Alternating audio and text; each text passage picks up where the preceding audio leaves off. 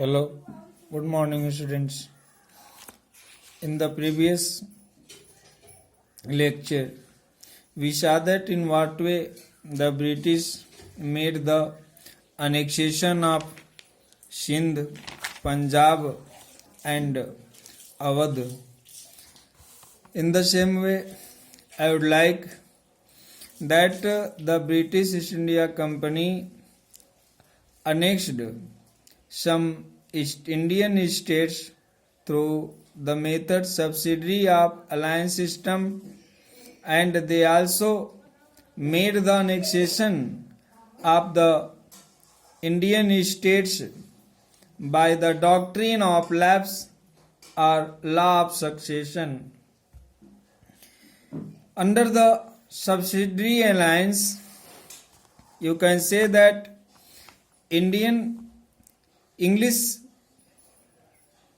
East India Company or the British East India Company in India made annexation not only by words. They did not mix, they did not merge the Indian states in their own or in the British Empire, not only through wars, students, but they also adopted other various method to annex the Indian states in the British Empire.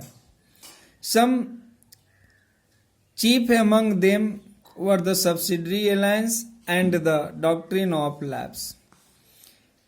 In order to conquer the new territories, to organize the British armies, they also wanted to include the French influence from the Indian states and to make the Britain or the England a paramount power in India. In this sequence, Lord Wellesley prepared a new system that is known in the history as the subsidiary alliance. Under the subsidiary alliance, the Indian rulers accepting the subsidiary system, they had to accept the subsidiary system and they were to agree to the stationing of the British continent force. They had to allow to stay the British continent force in India.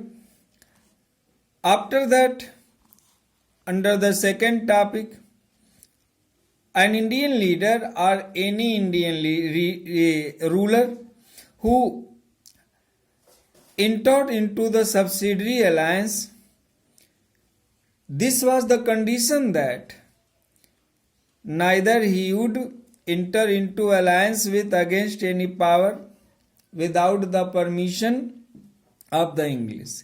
It means to say that they could not make an alliance with any other Indian rulers until they get the permission of the English East India Company.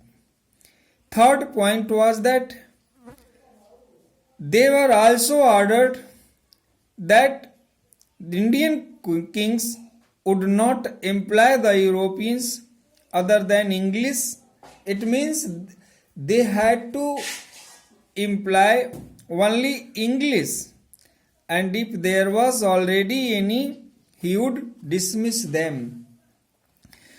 Fourth condition under the subsidiary alliance was that he would, or it means to say that Indian rulers would allow a British resident to stay in his state. In case of any conflict with other state, he would agree to decision of the English. Whatever the decision of the English state was, they had to accept that. They had not to accept any other state's decision. Sixth was that he would acknowledge the British Company as the paramount power. And seventh, in return for accepting all these conditions, the company undertook to protect him from the external damages and internal disorders. It means to say that if the Indian rulers accept the company domination or dominant power, then English would or British would protect them from any external damages or dangers or attack, you can say. In this way, Nizam of Hyderabad was the first to enter into the subsidiary alliance. He first of all he entered into the policy of subsidiary alliance with the English in 1798, and the French officers who were earlier accepted its power, they dismissed them, and their place kept the English subsidiary force, for whose maintenance he first paid them the 34 lakh rupees, and then in 1800 he gave them the English territories of Bellary and Kadapa. Now the Nawab of Awadh was the next to accept the subsidiary alliance in 1801. In 1801, Nawab of Awadh accepted the subsidiary alliance in 1801, and under the pressure from Lord Wellesley compelled him to enter or to accept the subsidiary alliance. He had to, under this very condition, he had to leave the English about half of his territories, comprising Rohilkhand, Gorakhpur, and territories between the Ganga and Jamuna. So, students, this was the subsidiary alliance under which some Indian kings left their states, and the British East India Company annexed them. After that, subsidiary alliance as came to an end of the terms of the Basin Treaty of Basin in 1802, and Nizam agreed to pay the return of sum of 26 lakh rupees a year.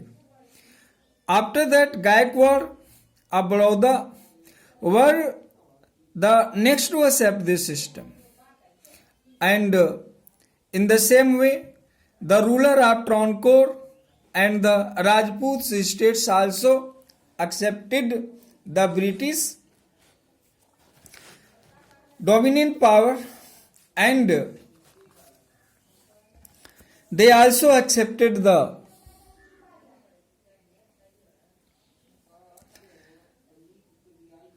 British supremacy, and in this way the British East India Company annexed the following states, that means the Hyderabad also, under this system of subsidiary alliance.